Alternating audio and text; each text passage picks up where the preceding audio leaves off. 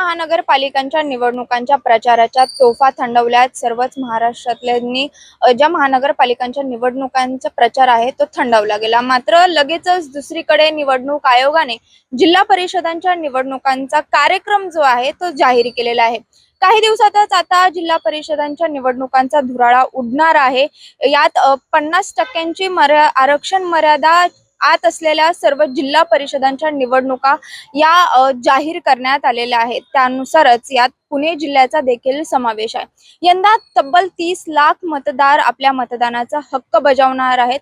याची अर्ज भरण्याची तारीख ही 16 जानेवारीला सुरू होणार असून 21 जानेवारी जी असेल ती अंतिम मुदत असणार आहे। त्यानुसार 22 जानेवारीला अर्ज छाननी होणार आहे आणि माघारीची अंतिम मुदत ही 27 जानेवारी 2026 असणार आहे। त्याच्यानुसारच उमेदवार यादी आणि चिन्ह वाटप हे 27 जानेवारीलाच दुपारी 3:30 नंतर घोषित करण्यात येईल।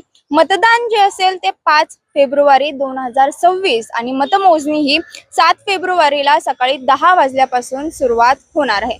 यासाठी पूर्ण मतदान प्रक्रियेसाठी तब्बल 3605 मतदान केंद्र असणार आहेत। यासाठी 23,545 मतदान कर्मचारी आणि अधिकारी तैनात करण्यात येणार आहे संपूर्ण पुणे जिल्ह्यात।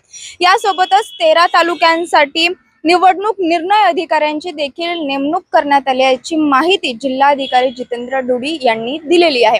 यानुसारच आता 7 फेब्रुवारीला पुणे जिल्हा परिषदेच्या निवडणुकाचा निकाल येईल। त्यामुळे संपूर्णच जे राजकीय पक्ष आहे ते पालिकांच्या निवडणुकांचा कार्यक्रम झाल्यानंतर जिल्हा परिषदांच्या निवडणुकींच्या कार्यक्रमाला लागणार आहेत।